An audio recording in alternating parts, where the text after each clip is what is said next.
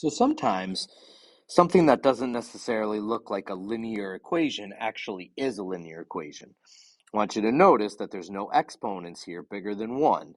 So technically, this would be a linear equation. In particular, you might recognize this. This is two fractions set equal to each other. Two fractions set equal to each other is called a proportion. It's two fractions set equal to each other. You may have talked about this in 7th grade, and we may have talked about it a little bit when we were doing our similarity unit. One way to solve proportions is to cross multiply.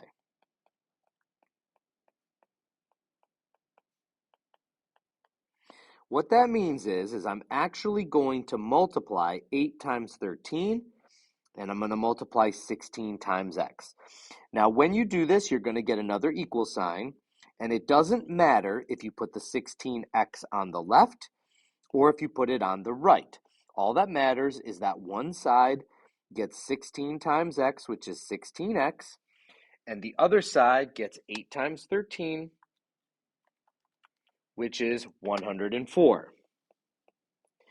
And then we could solve from there. So let's just review really quickly. This side was 16 times x. This side was 8 times 13. Then you would solve just like you normally would, which is divide both sides by 16. And for this problem, we are going to get that x equals 6.5. We can check this just like we would any other problem. We're going to plug in our answer and then simplify both sides either as a fraction or as a decimal. So if I put this into my calculator, the 6.5 divided by 8, and I change that into a fraction, I'm going to get 13/16. And so that's a check.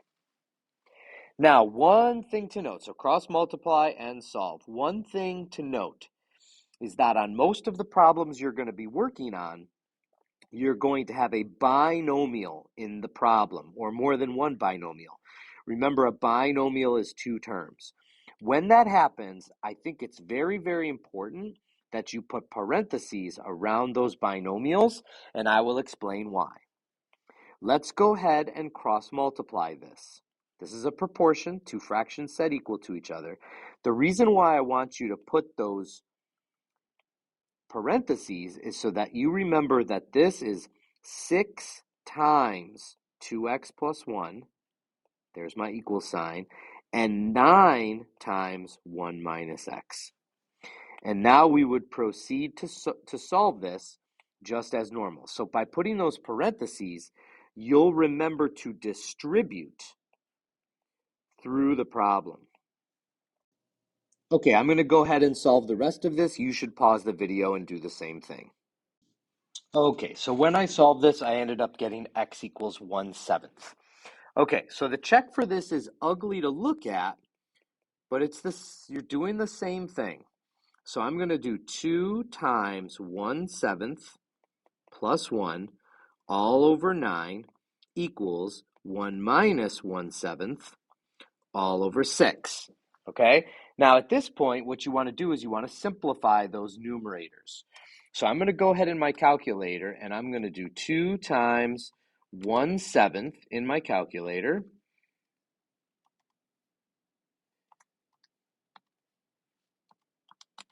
And I get 9/7. So that's the numerator of the first one. That gives me 9 equals, on this side, I'm going to have 6/7 over 6. And then I would simplify those fractions. So I'll do 9/7 divided by 9 and turn that into a fraction. And I get 1/7. And do 6/7 divided by 6. And put that in my calculator, and I'm going to get 1/7. And so that's a check. So the checks are a little bit weird to put into the calculator, but it's the exact same idea, is we are plugging in our solution in for x and see if we get something that's true. So when you have a proportion, two fractions set equal to each other, parentheses around any binomials that you see, cross multiply. You shouldn't have any fractions after you cross multiply. Doesn't matter which one goes on the left and which one goes on the right. You can reverse this if you want to. Solve. Check. That's it.